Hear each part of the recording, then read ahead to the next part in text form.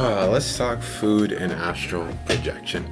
Food is not going to keep you in your body, and it is not going to get you out of body, but it will make it a lot easier or harder depending on how the food affects your state of being as a whole, physically, emotionally, and mentally.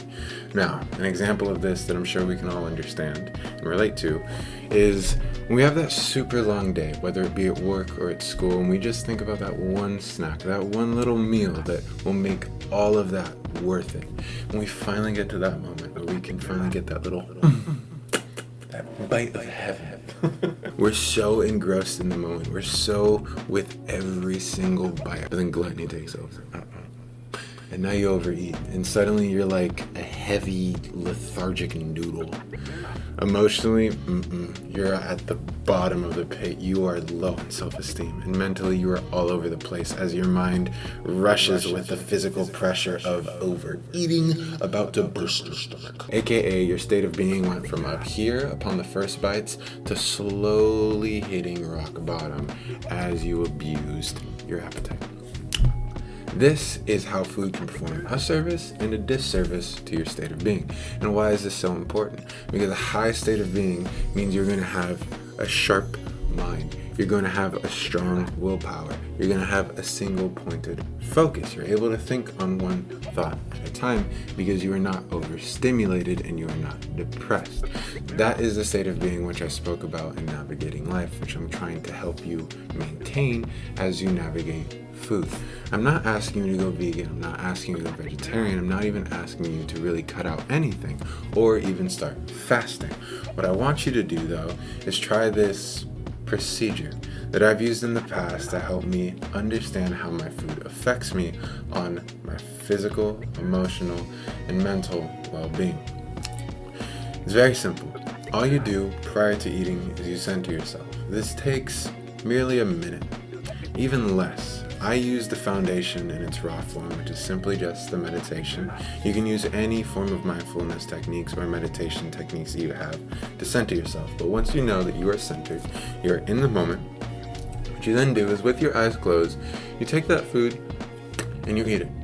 I don't want you paying attention to your surroundings. I don't want you paying attention to what your food even looks like. I don't want any even subtle impressions to come into your awareness. I want you to simply put all your awareness to the mouth. And as you chew, I want you to chew until it's liquefied. I'm talking a smoothie, baby. And I'm sorry if what you're doing is eating steak. You're eating a meat smoothie now. It is what it is. Remember, the stomach doesn't have teeth. You want this to be easy on yourself. And so you chew it 20 to 30 times, and after that you swallow. And you don't drink water. I don't want you drinking water till the end of this little experiment. The reason for this is I want you to understand how your food affects you fully, because some foods are going to be so hydrating that you won't need to drink water afterwards to wash everything down. Well, it won't be as much of a necessity. I always suggest it, but if you eat potato chips versus a watermelon, which one is going to need water more? Just saying.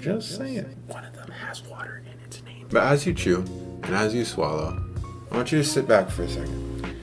I want you to just pay attention to anything that happened to you energetically in terms of emotions. Were you suddenly overstimulated? Did you become maybe a little bit ravenous? Did you start wanting the next bite before you even finish what you had now?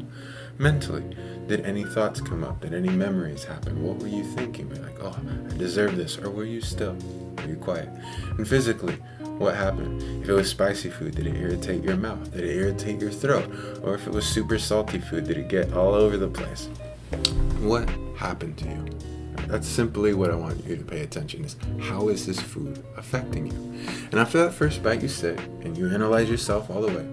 And you do the same thing with the next bite. Remember, this is a closed eye experience. The only time you should really be opening your eyes is maybe to just make sure the next bite of food is not too big. Then you close your eyes again and go on eating. And you do this until you are satisfied or full. And then from there, you continue paying attention to what's happening to your energy levels, what's happening to your physical body, what's happening to your emotions, what's happening to you mentally. If this helped you if you left this meal feeling as light and as effortless as you entered it. That is how I want you to navigate your food. And over time, you'll start to understand how these meals affect you, how these foods affect you, how these snacks affect you. This might not happen right away, and I'm not expecting it to happen right away. I don't want you to expect it to happen right away. What I'm giving you here is a simple procedure to navigate food so you can, over time, carve out a lifestyle that helps you maintain a state of being which is here, which is centered, which is aware, which is not overstimulated by its surroundings, which is not depressed by itself.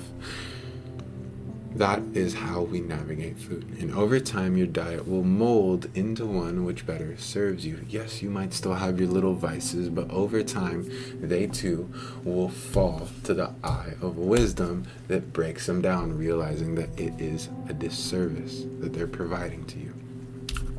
So, with that is how we're going to be navigating food to help you maintain the state of being which is necessary for astral projection. Because if you lose that centeredness, then you're going to go into your experiences unconscious, meaning you're not really going to remember it. It's no different than living your day unconscious here. We need you to be sharp at all times. It's not that hard, and it's very enjoyable. With that, my name is JC. I love you guys. I will see you guys soon.